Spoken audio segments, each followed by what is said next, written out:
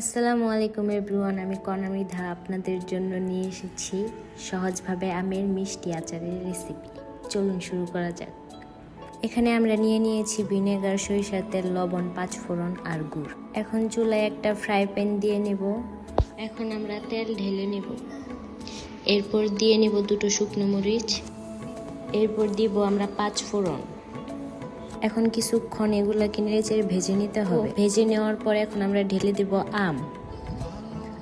আমগুলো ঢেলে দিয়ে মশলার সাথে ভালোভাবে নাড়িয়ে চাড়িয়ে মিশিয়ে নিতে হবে। এরপর আমরা দিব হলুদের গুঁড়া। এরপর স্বাদ মতো লবণ দিয়ে ভালোভাবে মিশিয়ে নিতে হবে।